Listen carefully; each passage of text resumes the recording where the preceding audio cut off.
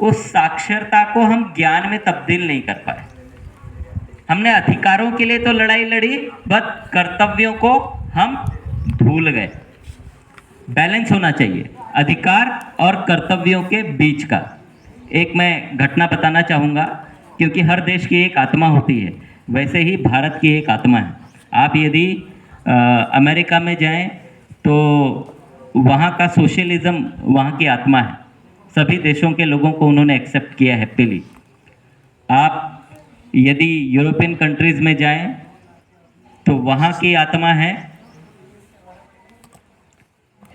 वहाँ का social system.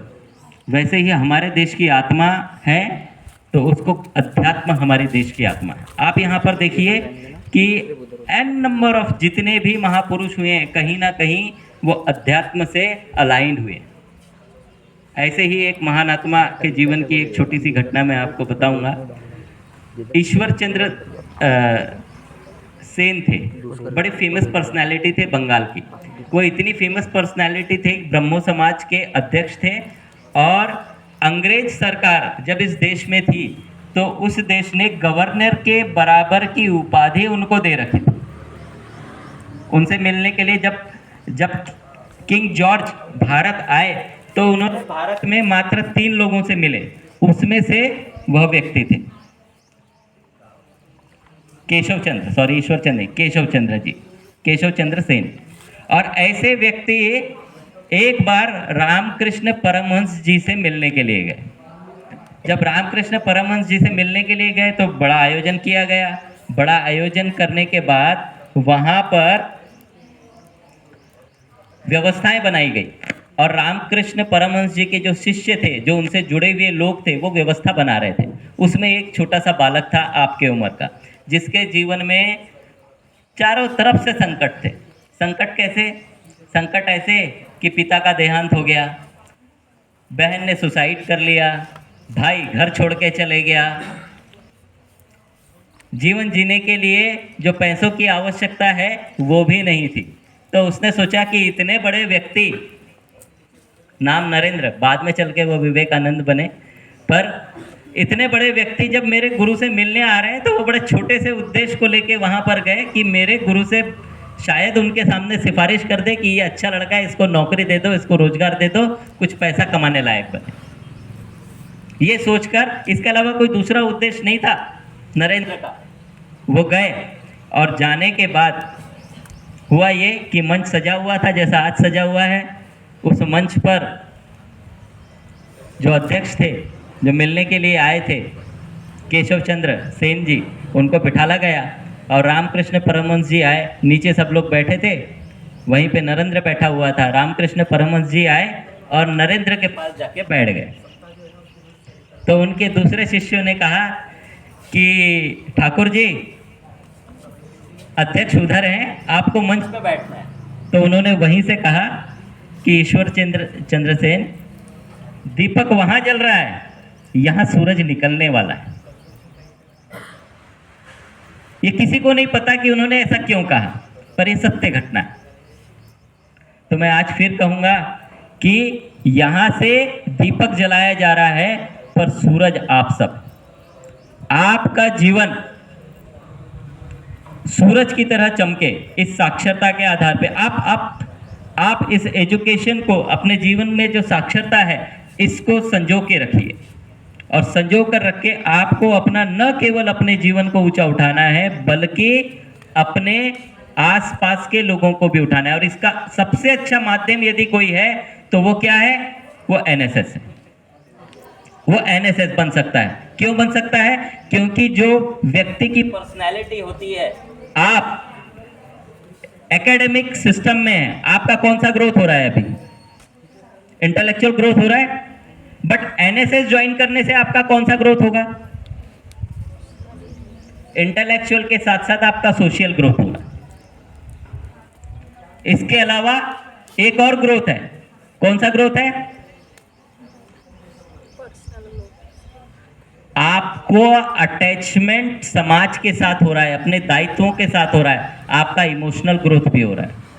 और इमोशनल ग्रोथ के साथ साथ intellectual, emotional and social growth, ये तीनों जब कंबाइन होते हैं तो आपकी पर्सनैलिटी रिफाइंड होते जाती है, धीरे धीरे डेवलप होते जाती है।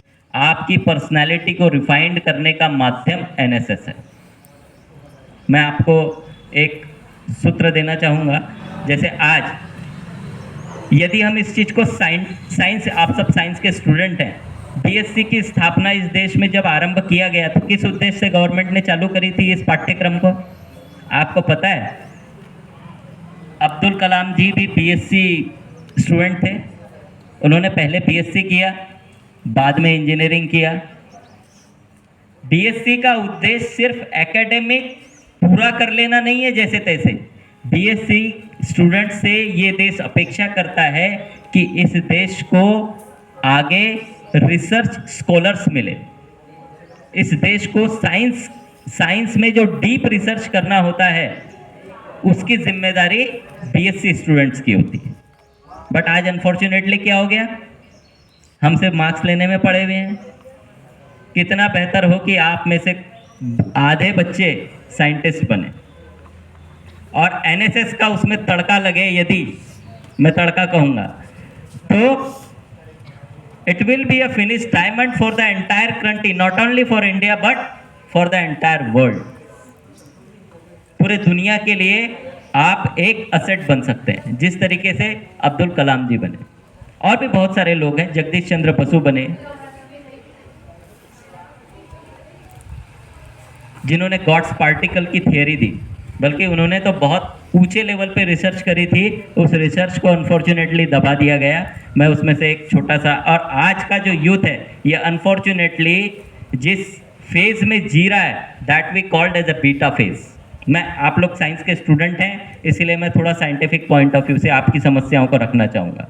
मैं पिछले बार बात किया आप लोगों से, आपके जो आए थे 2 दिन तक हम लोग साथ में रहे बच्चों के, समझ में आया कि पेरेंट्स में और स्टूडेंट्स में काफ़ी गैप है ना? गैप है।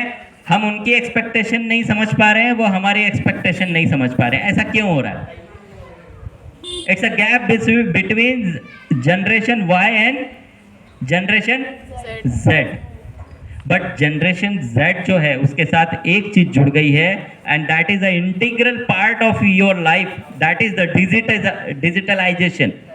आपकी लाइफ में डिजिटल मीडिया का बड़ा important, not only media but digital weapons, I would say instead of utensils मैं कहूँगा कि वेपन्स, इनका आपके जीवन में बड़ा विशेष महत्व आ गया है। बट इसकी एक बड़ी समस्या भी है। समस्या क्या है? यदि हम इसको साइंटिफिक पॉइंट ऑफ व्यू से समझें तो ये हम सबको बीटा फेज में ले जा रहा है। मैंने पिछले बार आपको शायद बताया भी होगा, बीटा फेज क्या होता है? High beta and low beta. हमारे ब्रेन में जो फ्रिक्वेंसीज होती हैं, यदि आप कोई व्यक्ति अपना ब्रेन का चेकअप कराने जाएं तो डॉक्टर उनको क्या सजेस्ट करते हैं? एक टेस्ट सजेस्ट करते हैं। सबसे पहली टेस्ट होती है, जैसे आप नॉर्मल फिजिशियन के पास जाए तो आपको ब्लड टेस्ट सजेस्ट करते हैं, वैसे ही आप यदि आप मनोरोग चिकित्सक के पास जाएंगे कभी तो वो आपको पहले टेस्ट सजेस्ट करेंगे ईईजी करा लो। ईईजी क्या देती है? ईईजी देती है आपके ब्रेन की में कौन सी वेव्स हैं, आपके ब्रेन से किस प्रकार की वेव्स निकल रही हैं, और वो वेव्स डिफाइन करती है कि आपकी पर्सनैलिटी कैसी है। जो सबसे खतरनाक वेव होती है वो है बीटा। बीटा वेव्स क्या करती है? बीटा वेव्स आपके दिमाग में एक दिन में 48,000 से 60,000 विचार लाती है। कितने लाती है? 48,000 to 60,000 के आसपास एक साधारण व्यक्ति इतना विचार करता है। वो सिर्फ सोचते ही रहता है, करता कुछ नहीं।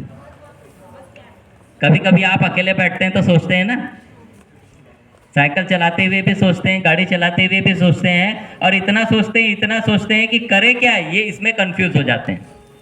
और इसमें भी 2 चीज़ें हैं, एक लो बीटा जो हम सब हैं, और यदि आप में से किसी को थोड़ा सा इग्नाइट कर दे और गुस्सा आ जाए और वो किसी को थप्पड़ जड़ दे, किसी का भारी नुकसान कर ले, फिजिकली हार्म कर दे, अपने आप को हार्म कर दे, and that is called as a high beta phase.